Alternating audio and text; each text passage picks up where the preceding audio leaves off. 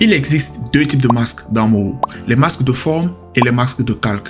Installe-toi bien, à la fin on fera ceci. Yo créatif, ici Noès. Dans cette vidéo je t'explique tout sur les masques dans les détails. Très bien, il y a deux types de masques qu'il faut comprendre et qu'il faut connaître sur Moho. Il y a les masques de forme et les masques de calque. C'est deux choses totalement différentes.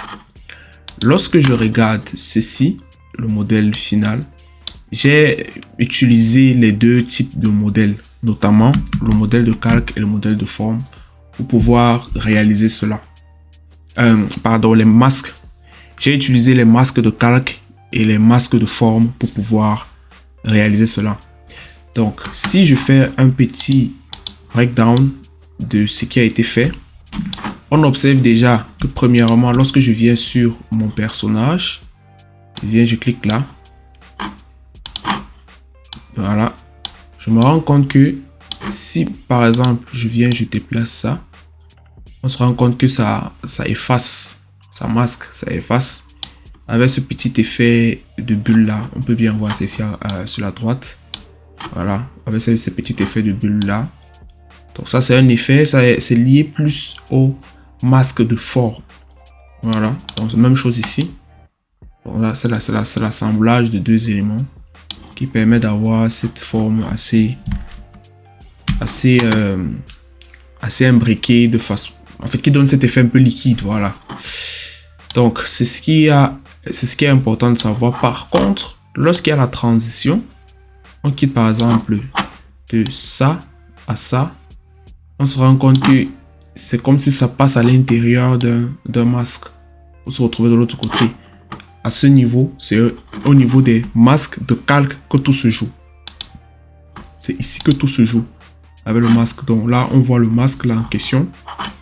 Et lorsque l'image en question, c'est-à-dire le masque 1, passe de l'autre côté, ça reste invisible parce que la zone de visibilité qui est celle-ci est déjà passée. Donc c'est ça en fait il faut comprendre. Bref, je fais ce petit breakdown parce que je vais bien t'expliquer les éléments pour que tu comprennes comment ça fonctionne. Alors, on va d'abord commencer avec les calques de forme. Ok, voici un nouveau projet avec lequel nous allons travailler et je vais t'expliquer comment ça fonctionne. Donc, je vais dessiner deux cercles. Je vais mettre la couleur blanche là, pour que ce soit facile à comprendre. Et je vais changer de style. Je vais mettre style classique. Donc ça c'est le premier cercle. CTRL-C, CTRL-V, deuxième cercle. Je tiens à préciser que je suis dans un seul calque. Donc les deux formes sont dans le même calque. Ok. Donc, lorsque j'ai mes deux calques sélectionnés, pour pouvoir activer l'option des calques de forme, il faut que je clique ici sur Select Shape. Et dès que c'est sélectionné, si j'appuie par exemple sur une forme, il y a ces quatre options-ci qui sont validées. Déjà, la première option, c'est le mode normal. Donc, c'est le mode où je peux opérer les opérations sans qu'il y ait un impact particulier. Donc là, ça va, il n'y a pas de souci. Maintenant, le deuxième élément, qu'est-ce ceci? C'est l'addition. Si tu utilises par exemple Photoshop ou Illustrator, il y a ce qu'on appelle les Pathfinders. C'est un peu le même principe. C'est-à-dire, si je veux mélanger deux formes, j'appuie simplement ici. Et qu'est-ce qui se passe?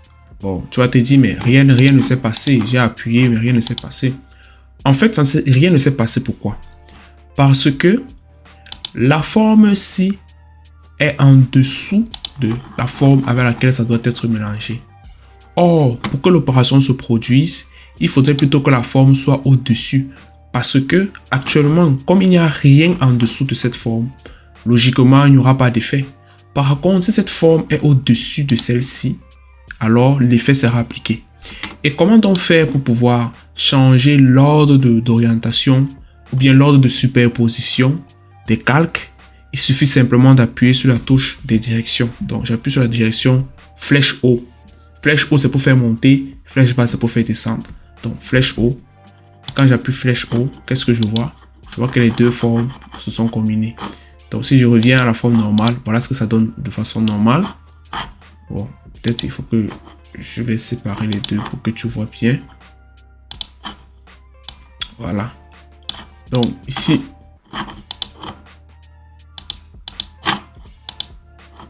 bon, c'est pareil, ça revient au même, bref, c'est pas grave. Ici, c'est le mode normal et ici, c'est le mode add ou le mode addition. Et c'est la même chose. Lorsque je viens ici, ça, c'est le mode soustraction. Donc, lorsque je viens sur le mode soustraction, eh bien, ça vient retirer la forme qui est là actuellement. Mais quand je clique toujours avec mon Select Shape, ça reconnaît qu'il y a une forme qui est là actuellement. Donc, si je déplace ça, voilà, ça permet de faire des formes intéressantes. Très bien. C'est pour ça que moi, généralement, quand je fais par exemple les têtes, je préfère utiliser les masques de forme pour pouvoir faire une tête que de dessiner complètement. Bref, on va faire un petit exemple là. Tu vas comprendre un peu de quoi il s'agit. Bon, je vais venir à la troisième option, mais avant ça, lorsque tu regardes sur mon modèle de base, tu vois que lorsque je veux faire déplacer les éléments, par exemple, ceci, on se rend compte que ça a un effet un peu liquide là, c'est pas brut, comme par exemple ici, où c'est brut. Il y a une option qui permet de faire jouer avec ça, de configurer le blend, le mélange. Cette option, c'est ceci. Donc, plus j'augmente le blend, plus ça va donner cet effet un peu liquide. Voilà, comme ça. Donc, si j'augmente, plus ça essaie de créer cet effet blend. Et c'est pareil, si je change le mode de fusion, par exemple, pour add, ça fait la même chose. Donc, voilà, ça donne cet effet de booléen, bien de liquide. Voilà, parfait. Comme ça. Ok. Donc, ce sont les deux fonctionnalités que je te recommande.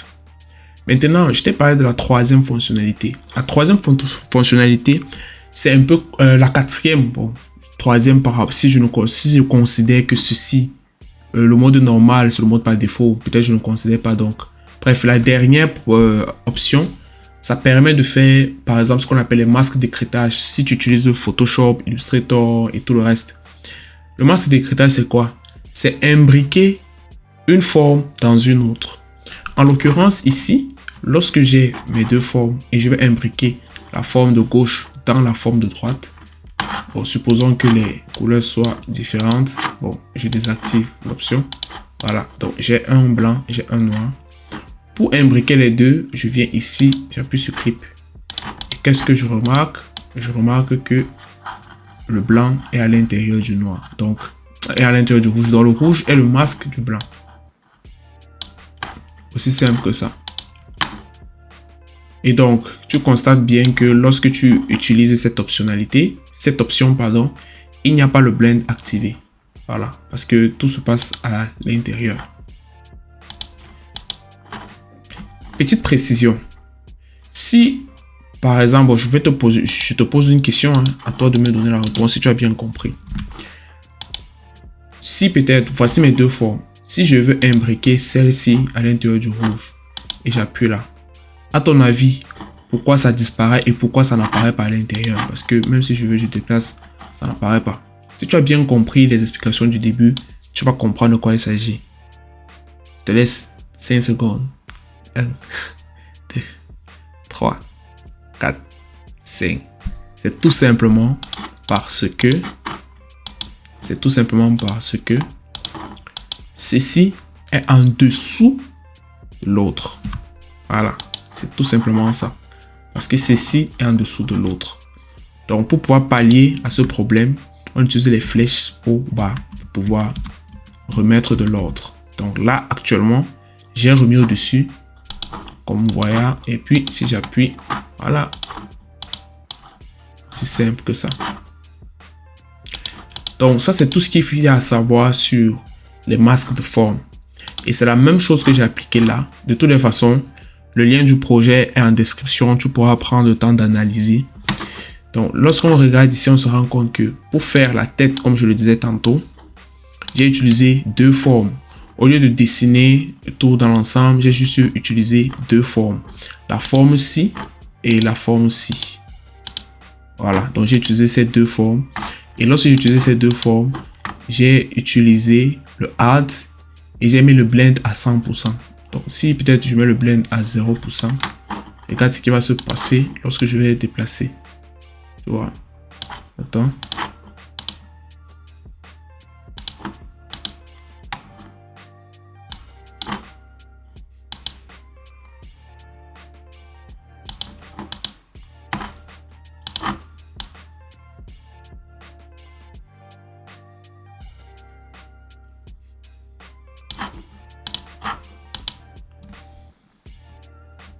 Voilà. Bon, bref, je n'avais pas mis au-dessus, en fait.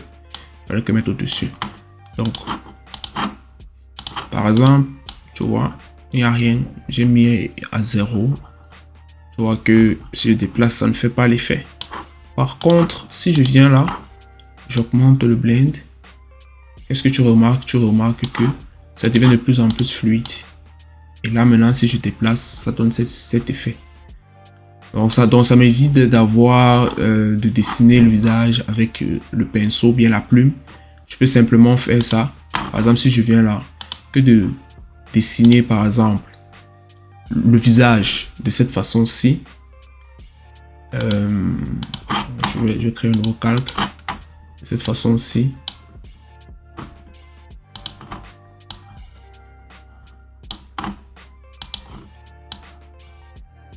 Bon, attends. De cette façon-ci, comme ça. Ce qui n'est pas très efficace. Je peux simplement venir, je dessine mon cercle. Je peux venir, je dessine un cercle, là par exemple comme ceci. Et je viens avec un rectangle que je mets en dessous. Donc je peux rapidement régler. Je règle ça rapidement comme ceci. Et après, dès que c'est bon, comme ceci est au-dessus de l'autre, je mets en mode add et puis j'augmente le blend. Voilà, ça forme un visage. Donc du coup, si peut-être je veux déplacer le menton, je veux déplacer la forme de la tête, c'est plus facile pour moi de le faire directement comme ça que de venir encore. Je viens là, je sélectionne ça. Non, c'est trop compliqué. Ou alors je prends le magnet, je viens là, non, c'est compliqué.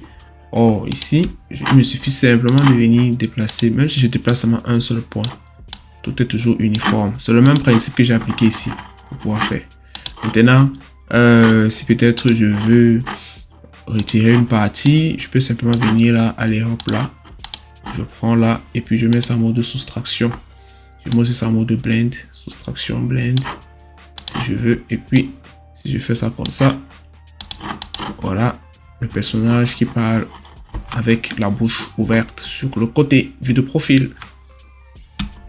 C'est ça. Donc, voilà un peu quelques applications. C'est la même chose que j'ai appliqué ici, par exemple l'œil. L'œil, c'est aussi un masque que j'ai appliqué, masque de forme, comme tu vois là. Ça, c'est mode de soustraction. Ça vous soustraire et tout. Voilà. Très bien. Maintenant, nous allons voir les calques, les masques de calque. Ok. Bon, en ce qui concerne les masques de calque, il est très important de savoir comment ça fonctionne. Déjà, les masques de calque fonctionnent avec des dossiers, des groupes. Voilà.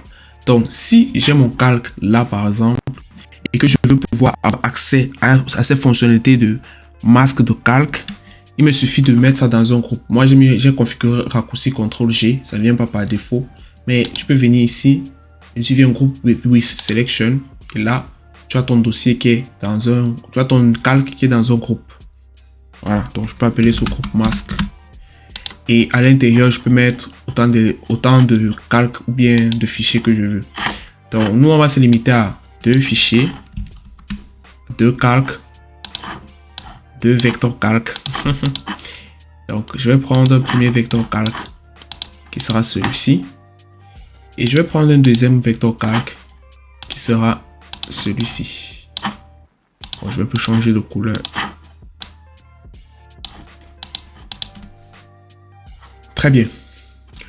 Maintenant, l'idée pour moi, c'est de pouvoir masquer le calque gris à l'intérieur du calque.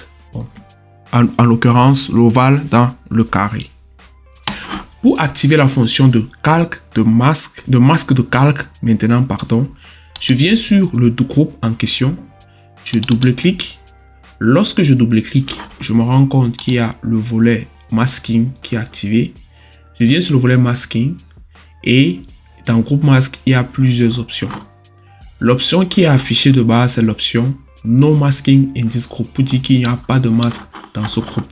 Or, moi je veux le masque. Il y a deux options qui se présentent là. Il y a Reveal All et il y a Hide All. Voilà. Donc moi ce qui m'intéresse ici, c'est Hide All. Donc cacher tout. Masquer en gros. Lorsque j'appuie dessus, il n'y a rien qui s'affiche là pour le moment. Je vais appuyer sur Apply. Lorsque j'appuie sur Apply et que je valide, qu'est-ce que je constate? Je constate que voilà, mon ovale est à l'intérieur de mon carré. Mais je constate aussi une chose, c'est que le tracé du carré est interrompu par la forme. Ce qui ne m'intéresse peut-être pas dans cette situation-ci. Ça dépend maintenant des situations en fonction de ce que tu veux. Donc pour pouvoir pallier au problème, il est question pour moi de changer la configuration.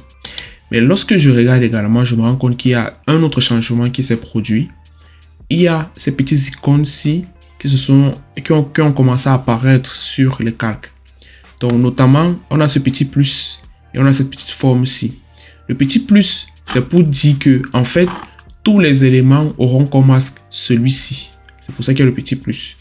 Et cette icône-ci montre que ça sera un des éléments qui seront masqués dans le carré. Voilà. Donc, si je viens, je double-clique, par exemple, là où il y a le petit plus, je double-clique, je viens dans Masking. Je me rends compte qu'il y a plusieurs options. Donc, Add to Mask. Donc, c'est pour dire que ça va faire partie du masque. Très bien. Donc, si je viens, je peux décider de dire Don't Mask this layer. Si j'appuie là, ça n'affiche pas. Mask this layer, ça masque également le layer. Donc, du coup, ce n'est plus ça qui est le masque de base. Donc, lorsque je viens sur Add to Mask, je vais faire apparaître le tracé ou bien la bordure manquante. Je viens ici sur Exclude Strokes. Donc, pour dire que masque tout, mais laisse les contours. Lorsque j'appuie sur Exclude Strokes et que je valide, voilà.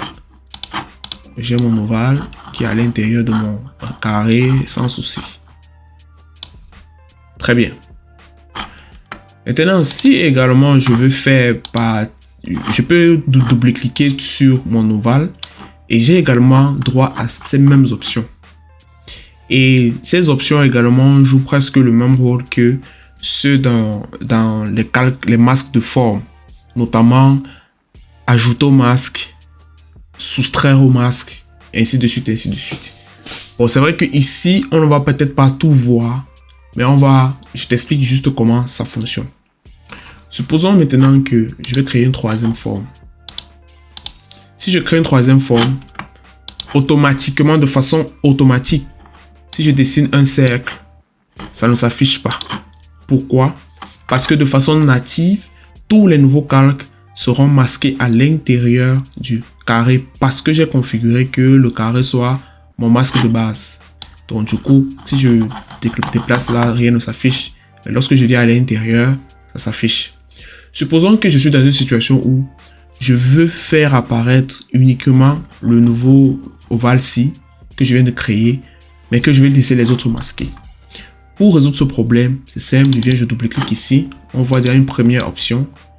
L'option qui est Don't Mask this layer. Lorsque j'appuie sur Don't Mask this layer, je suis en train de dire à Moho que bon, masque tout sauf ce calque-ci. C'est pour ça que lorsque tu vas regarder, tu vas voir qu'il n'y a pas d'icône. Lorsqu'il n'y a pas d'icône, c'est pour dire que vraiment, ça ne le regarde pas. C'est vrai, il est à l'intérieur du dossier masque. Donc, si je déplace le dossier masque, il est là. Mais lui, il ne subit pas les effets du masque. Par contre, si je veux dire, ok, je veux aussi l'ajouter au masque, je viens sur Add to Mask et puis j'apply. Ce qui va se passer, c'est quoi? C'est que si je crée un nouveau calque encore, et que peut-être, supposons que c'est un triangle que je vais dessiner un triangle là. Quand je vais passer là, ça va s'afficher. Mais quand je vais également passer au niveau de l'ovale, ça va également s'afficher. Pourquoi? Parce que j'ai décidé que l'ovale également soit un élément de masque. Et de la même façon, si je veux que le stroke apparaisse, j'appuie ici sur Exclude Stroke. Et lorsque je vais déplacer le calque en question, voilà, le stroke sera préservé. Donc c'est la même chose. Ce qui fait en sorte que je peux avoir plusieurs calques de masque. Donc je n'ai pas obligé d'avoir un seul calque de masque. Je peux en avoir plusieurs en fonction de ce que je veux et de ce que je souhaite faire. Ok. Donc on continue. Je reviens toujours avec mon fameux ovale. Je double-clique là. Je viens dans Masking. Maintenant, il y a également la possibilité d'ajouter au masque, mais de rendre ça invisible. Lorsque je valide, c'est mieux que tu comprennes de quoi il s'agit. Lorsque je valide et que je vais venir déplacer là, qu'est-ce que tu remarques? Tu remarques que mon triangle continue de s'afficher, sauf que le masque de base n'est plus là. C'est la même chose qu'on peut également appliquer sur le rectangle derrière. Si je veux, je dis ok, je veux que tu sois là, que le masque soit là, mais que tu sois invisible. Et tada, voilà, c'est ça qui s'affiche là comme ça. Voilà, c'est très simple. Ok, on continue notre tour d'horizon des options. Je viens sur Masking et je mets Subtract from Mask. This layer will be invisible. Donc c'est pour retirer du masque. Lorsque j'appuie là et que j'apply, que je valide, qu'est-ce qui se passe? Eh bien, ça retire du masque. Donc, pour être plus précis, qu'est-ce que ça fait réellement? Je reviens sur mon triangle. Ce qui se passe, c'est quoi? C'est que, compte tenu du fait que la forme est ovale, tous les éléments qui seront à l'intérieur de la forme ovale vont disparaître. Bref, tous les éléments qui seront dans cette zone-ci vont disparaître, ne vont pas apparaître. Par exemple, là, j'ai mon triangle. Lorsque ça passe dans la zone de danger, ça disparaît. Ce n'est pas que la forme a la couleur blanche, non. La preuve, c'est du gris que j'ai mis ici et non du blanc. Mais pourquoi ça apparaît comme ça? Tout simplement parce que la forme soustrait tous les masques qui seront là. Donc, je ne sais pas si tu comprends, mais c'est un peu comme ça que ça fonctionne. Et que lorsque tu regardes le symbole, tu vas te rendre compte que le symbole est négatif pour dire soustraction. Bon, ici, nous avons les deux derniers. L'avant-dernier, lorsque je clique dessus, en fait, pour expliquer comment ça fonctionne, c'est un peu comme si j'ai un masque. Et dans mon masque, je peux mettre des éléments. Maintenant, lorsque j'active ceci, c'est pour dire que dans mon masque, j'ai encore un autre masque. Et dans ce masque, je peux masquer autre chose. Tout simplement. Parce que si je regarde ici, lorsque j'étais en mode Subtract ou alors en mode Add to Mask, je pouvais faire prolonger. Donc, c'est comme si le masque-ci s'ajoutait déjà au masque de carré qui était là au préalable. Par contre, lorsque je clique ici, c'est comme si le masque-ci et le masque du carré n'ont plus rien à voir en commun. Donc, le masque-ci est indépendant, tandis que le masque du carré reste aussi indépendant. Donc, de façon simple, voilà l'explication. Et le dernier, c'est la même chose, sauf que c'est invisible. Donc, du coup, c'est toujours le masque indépendant, mais qui est invisible. Donc, si je valide et que je fais balader ma forme là, voilà, celle-là. Et tout dépend du dossier. Je peux déplacer le dossier, voilà. Et puis, à l'intérieur de mon masque, j'ai plusieurs masques, et ainsi de suite, ainsi de suite, ainsi de suite. Donc, Voilà de façon ramassée, de façon sommaire, l'explication des différents éléments de masque, de calque. Précision, c'est une différence, masque de calque et masque de forme. Bon, en ce qui concerne également cette fonctionnalité Expand Mask by a Pixel, bon, je ne l'utilise pas vraiment, hein, donc je suppose que c'est juste pour étendre le masque d'un pixel, mais bon, j'ai pas vraiment une utilité particulière. Donc, si peut-être toi, tu connais réellement l'utilité ou bien tu connais une autre application de ça, tu peux mettre en commentaire, je suis ouvert, j'apprends également. Mais bon, moi, ça me sert pas vraiment, hein, ça ne me sert pas vraiment, donc je ne coche pas souvent, Mais si tu as des explications, tu peux les mettre en commentaire et moi, ça me ferait plaisir d'apprendre également de toi. Un petit bonus. Il faut savoir que il est possible d'imbriquer les masques dans les masques. Quand je dis les masques, en fait, ce sont les dossiers de masques dans des dossiers de masques. Donc, par exemple, je vais créer un autre dossier de masque. Donc là, voici le dossier de masque ici. Ça sera, je vais mettre quoi? Je vais mettre un long rectangle comme celui-ci. Puis je vais mettre ça jaune. Voilà, donc j'ai déjà ma première forme. Je mets la première forme ici dans Group with Selection. Donc ça, j'ai une autre sélection ici. Et puis maintenant, les deux dossiers, je les mets encore dans un autre groupe. Donc je prends le dossier Group with Selection parce que j'ai déjà précisé que pour pouvoir faire les masques des layers, il faut mettre tous les éléments dans un même groupe. Donc je coupe encore, je vais appeler ça Mega Mask par exemple. Donc mon groupe Mega Mask a deux petits groupes, a deux sous-dossiers. Donc dossier masque et dossier masque 2, disons. Voilà. Donc, masque et masque 2. Je viens sur Mega Mask comme d'habitude. Masking est là. Et je mets sur Hide All. Donc, si je cliquais par exemple sur Reveal All, ça devait tout afficher. Mais je mets sur Hide All pour dire que ça doit masquer. Et qu'est-ce que tu remarques? Tu remarques que le dossier masque 2 est effectivement le masque du dossier 1. Voilà, parce que ma longue barre jaune là est maintenant comprise à l'intérieur du masque ici, comme je t'ai expliqué qu'il y a plusieurs types de masques. Donc si je viens, je double-clique là, je viens dans Masking, je me rends compte qu'il y a d'abord déjà le groupe de masques qui est là. Normalement, le groupe de masques, comme j'ai activé sur Hide All également, ça pour dire qu'à l'intérieur, ça va masquer, ça va appliquer l'effet de masque aussi à l'intérieur de son groupe. Donc, groupe masque ici, ça correspond aux éléments qui sont à l'intérieur. Mais maintenant, Layer Masking, ce qui est ici, ça correspond aux propriétés de ce masque aussi, de ce groupe en question, pas des éléments qui sont à l'intérieur. Voilà. Donc, si peut-être je viens dans Don't Mask This Layer, par exemple, ou alors Mask But Keep Invisible. Bon, ce que je vais faire pour pouvoir faire simple, c'est que je vais venir peut-être désactiver ou bien changer le mode de fusion de ça. Voilà. Donc, je vais simplement mettre ça Add to Mask. Voilà, je préfère. Je vais mettre Add to Mask et puis je vais me masquer ça.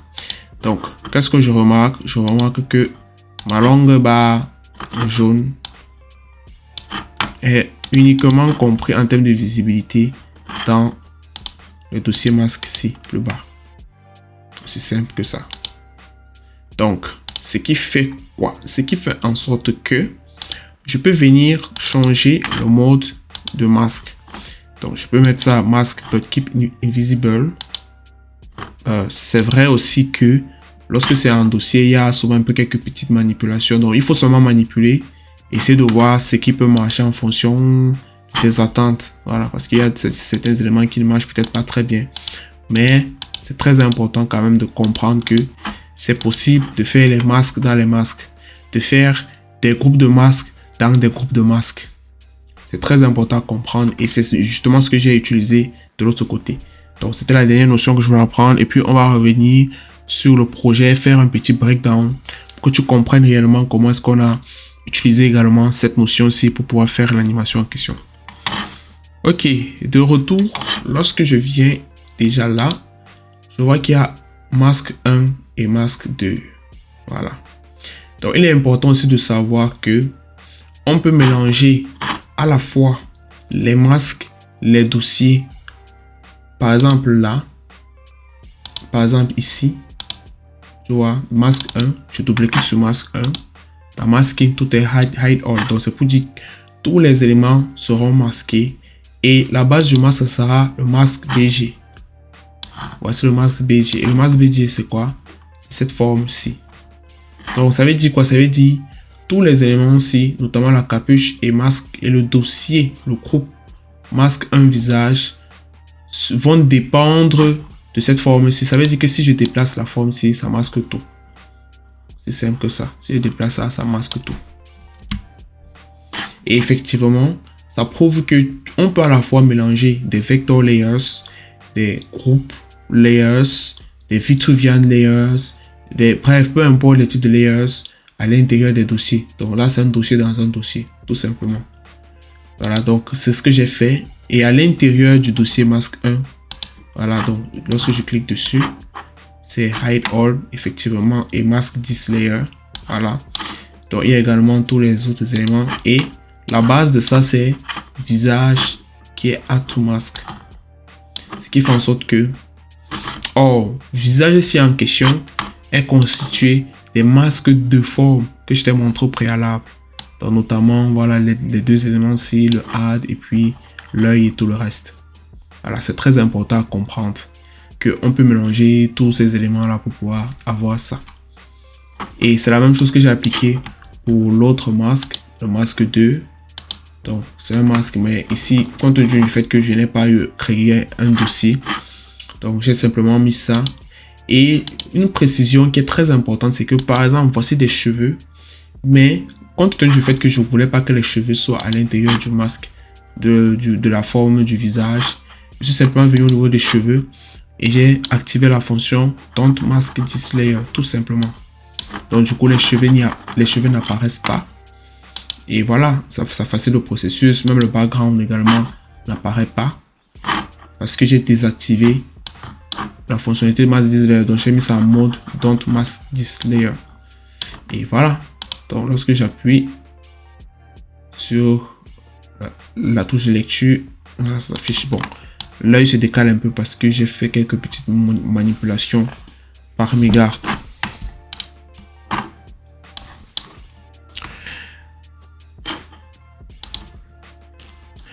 Il y aura également la vidéo longue si tu veux vraiment bien comprendre comment est-ce que j'ai fait cette vidéo-ci ou bien ce projet-ci.